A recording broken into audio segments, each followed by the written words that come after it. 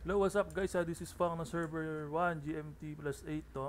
So kita-kits tayo dito kung nandito tayo sa isang server.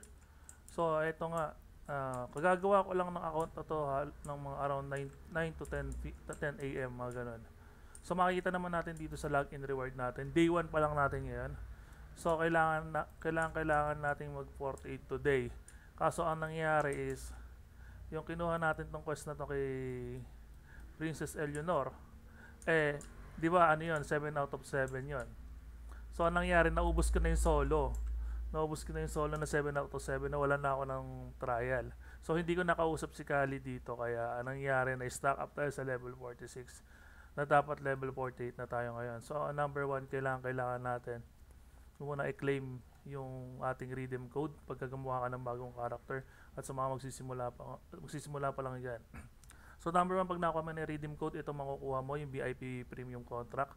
Meron 30% XP. Tapos itong 70s EXP na to, meron 5%. Then itong professional attitude, meron din tayo niyan, no? So itong prunes na to, level 38 yata lalabas na to, kailangan mo rin yan. Sumali ka sa guild namin para makapag-prunes ka, XP din yon.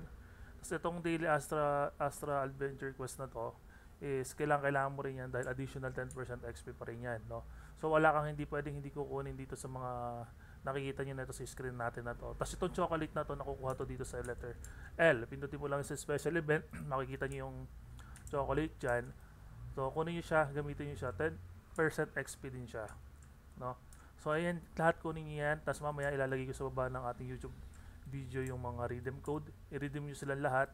Tapos mga gagawa dito sa server namin sa GMT plus 8 server 1, inuulit ko yung rate namin today is 1.3 na yung rate namin sa gold.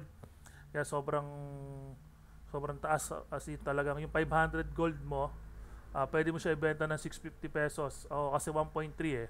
1.3 times 500 equals 650 gold. Ay 600 pesos GCash. So ayan nga kaya naman dito sa server namin. Hindi kami nagpapababa ng value. Hindi kagaya sa Azure N, no? Kaya ibang tropa dyan, lipat na kayo dito. Tapos ang kainaman dito, ang value ng AP is 1.1 AP, ay 1.1 gold equals 1 AP. So sobrang baba talaga. Kaya nakapokus kami dito lahat sa AP, no? So makikita nyo naman to, ayan, lahat dyan galing AP yan. Dahil top up tayo kanina. Ayan, natinan pa tayo ng 3 AP. So ayun nga, kung gagawa kayo ng bago dyan, panoorin mo itong YouTube video na to para makatulong sa'yo. At yung ibang guide natin, nandiyan lang din sa YouTube section.